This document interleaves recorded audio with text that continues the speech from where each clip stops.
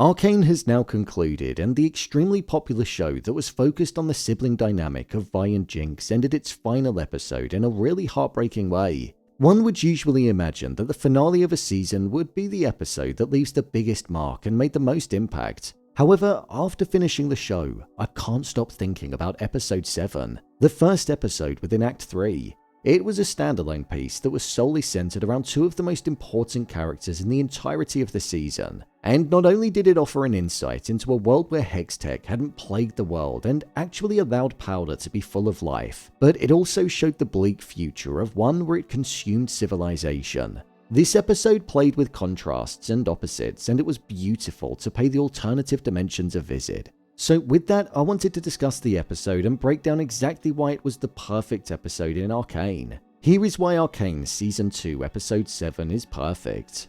Just to let you know, this video will contain spoilers. The opposite experiences. Within this episode, we saw Ekko transported to a world where Hextech hadn't been discovered, or so we thought until the concluding moments, but in the broader sense, it hadn't impacted the world in any way. This was essentially an alternative dimension that Ekko found himself in, and in a way, it was almost like walking through a graveyard, with the likes of Benzo, Vanda, and Silco being alive and Vi being dead. This world was a peaceful one, where even Powder herself was content and happy with the life that she was leading. You could even argue that she wasn't tapping into her full potential, but she knew that she had potential because she had Hextech inside of her drawer that she kept a secret at the end. We even saw that after losing her sister, Powder didn't spiral into a self-destructive mode, and she was coping in a healthy way where she was confronting the loss, rather than avoiding it.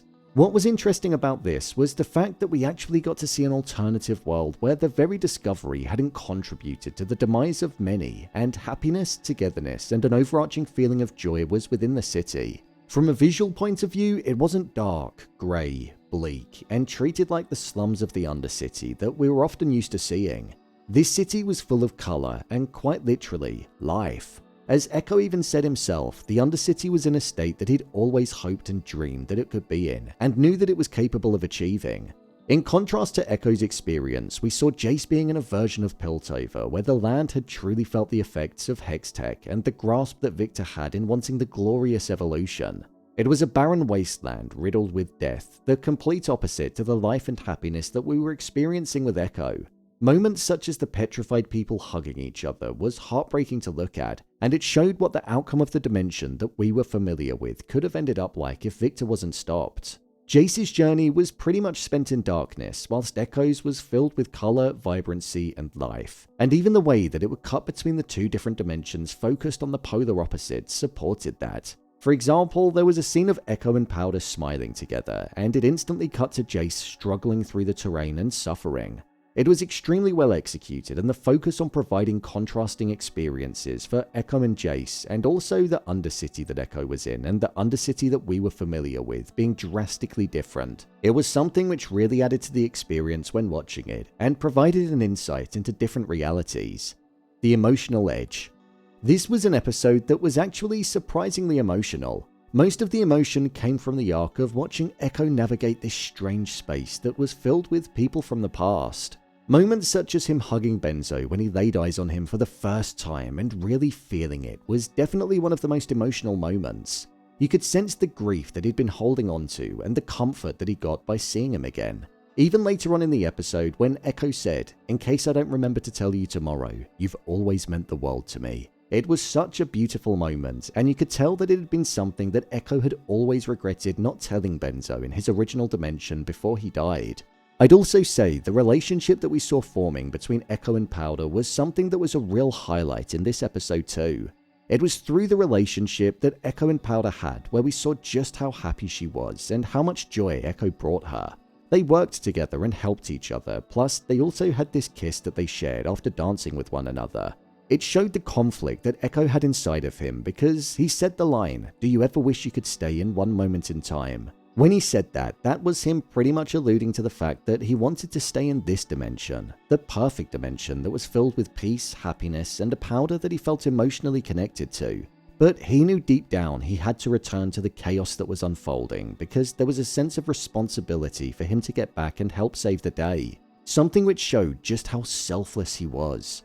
The line, "I promise I'll never forget this," was something which was spoken by Ekko, and it also hit really hard, because Powder responded by saying that she hoped that he wouldn't. But in reality, the Ekko that she was left with that woke up when Ekko returned to his original dimension would have had no recollection of anything that had happened, and it would be a memory that Powder and the other Ekko would share through space and time. There's something deeply romantic yet tragic about that.